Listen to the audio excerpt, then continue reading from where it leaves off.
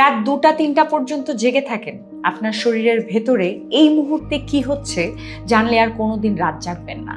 বিজ্ঞানীরা বলছেন রাত 10টা থেকে ভোর 6টা পর্যন্ত এটাই আপনার শরীরের মেরামতের সময়। আর আপনি যদি এই সময়ে জেগে থাকেন তাহলে আপনার শরীর নিজেকে ঠিক করতে পারে না। নাম্বার 1 হলো হার্টের ক্ষতি। মাত্র 6 ঘন্টার কম ঘুমে হার্ট অ্যাটাকের ঝুঁকি বাড়ে 48%। এটা গবেষণার তথ্য। নাম্বার 2 হলো মস্তিষ্ক দুর্বল হয়। ঘুমের সময় আপনার মস্তিষ্ক বিষাক্ত পদার্থগুলো পরিষ্কার করে।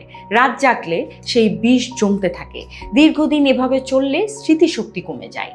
নাম্বার 3 হলো মুটিয়ে যাওয়া বা মোটা হয়ে যাওয়া। দেরিতে ঘুমালে আপনার শরীরে ক্ষুধার হরমোন বেড়ে যায়। রাতে খিদে পায়, তাই রাতে বেশি খেয়ে ফেলেন। ফলস্বরূপ আপনার ওজন বেড়ে যায়। এটা আপনার দোষ নয়, এটা হরমোনের খেলা। আর সবচেয়ে ভয়ের কথা কি, এই ক্ষতি ধীরে ধীরে হয়, আপনি বুঝতেও পারবেন না। কিন্তু যতক্ষণে বোঝেন ততক্ষণে অনেক দেরি হয়ে যায়।